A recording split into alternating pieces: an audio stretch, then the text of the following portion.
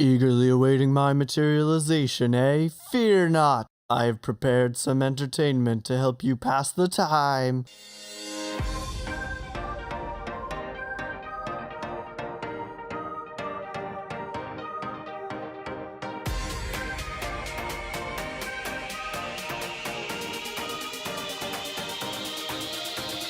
Welcome fans of Fate Grand Order. I am Avon, you are watching FGO Tips, and today we're talking about the 3-part advanced campaign we're getting now as a lead up to the Fate Excel Zero Order event later this month. The Counterfeit Spirits event is ending tomorrow, but this new advanced campaign actually began yesterday on Wednesday the 11th, dropped on us without much notice. That's okay though, because it's going on through Wednesday the 18th, and there's nothing here that's particularly time consuming. Nothing like farming for the Da Vinci lottery system. So what's part 1? A new interlude for Gilgamesh. As long as you have cleared London, ascended Gil twice, and reached bond level 3, this should be unlocked for you already. Contingent, of course, upon your completion of Gil's first interlude. Now, if you're like me, and you have not successfully pulled Gilgamesh yet, in his adult form, this week will afford you the chance to rectify that situation, assuming you haven't spent all of your quartz on Ku Altar and Jean Altar yet. More on that later though, because we're on to part 2, a brand new mystic code,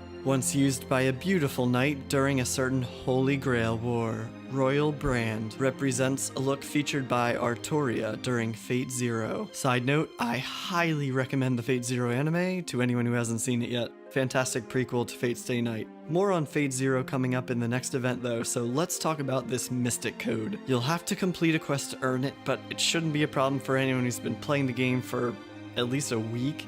But don't put it off, because after the advanced campaign ends, your chance to collect this Mystic Code will end along with it. That is, until spending rare prisms becomes useful later on. Royal Brand offers 3 new skills. Reaction Reinforcement increases a target servant's quick card effectiveness between 30 and 50% depending on level. Iron Devotion will increase the crit star gather rate of a target servant between 500 and 1000% depending on level. Inescapable will apply sure hit to a target servant for 1 turn. By now, the theme is probably pretty clear. This Mystic Code is not particularly versatile. It's made for one thing, and it does that one thing very well. Build a crit star team around a quick servant, like Jack, Skahak, or Okita, generate a large number of crit stars, collect them all on one servant, while also boosting the quick card effectiveness of that servant and making sure the enemy can't evade the world of hurt that is heading their way. The skills have long cooldowns though, so it's unlikely you'll get to use most of them more than once per battle. I wouldn't use the Mystic Code in a vast majority of fights. Moreover, most of these quick servants already have skills to boost crit star absorption and boost their quick card effectiveness, so the Royal Brand isn't strictly necessary. In the right circumstances with the right team, however, it can be a powerful asset. And it looks pretty snazzy. The 3rd part of the campaign, perhaps the most exciting for me, is double the chances of super and great success during Enhancement. This means while leveling up, you have an even better chance of randomly gaining twice or even 3 times the normal amount of experience. If you've been hoarding cards, or you're still farming the lottery system during the last day of the Counterfeit Spirits event, this is perfect for you. Take this opportunity to use those cards. They're likely to have a bigger impact now than any other time. Finish enhancing those servants you've been working on for a while, and don't forget, the bonus isn't limited to servants. If you've been holding on to experience boosting craft essences, now's the perfect time to use those as well. Even CEs benefit from the super and great success bonuses. In addition to the 3-part advanced campaign, they also teased us with a list of servants that will provide special bonus effects during the Fate Excel Zero Order event. I promise a full video on that soon, but for now, suffice to say that there's a special currency for each of the 7 normal types of servants. Using the specified servants here will boost the drops for the currency that correlates to the class that is weak against them. For example, the 2 sabers here, Gilles and Artoria, Altria. I try to use the English versions of names here, but that one just doesn't stick in my head. Artoria is so much better. It's supposed to be reminiscent of Arthur, right? Altria. Why did they change that? Anyway, sorry for the tangent. Never mind that.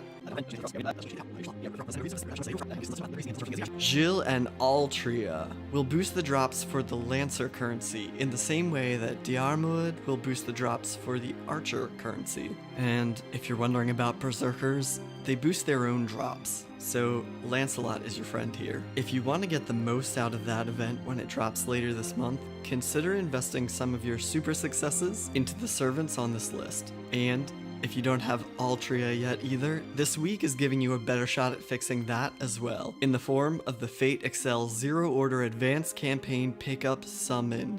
Yeesh, that is a mouthful. This pickup summon features a raid up for several of the aforementioned servants, including Lancelot, Castor, Gil, and Diarmuid. And depending on the day, you'll also get a raid up for Gil, Altria, or both. Personally, I haven't decided whether or not I'll be rolling on this one yet, but Gil would be a pretty nice addition to the lineup. I'm curious, what are you all thinking? Are you planning to roll for Gil or Altria? Who are you enhancing during the advanced campaign? Let me know in the comments. If you found this video helpful, please consider leaving a like, subscribe for more tips in the future, expect that Fate Excel Zero Order video soon, and as always, thanks for watching.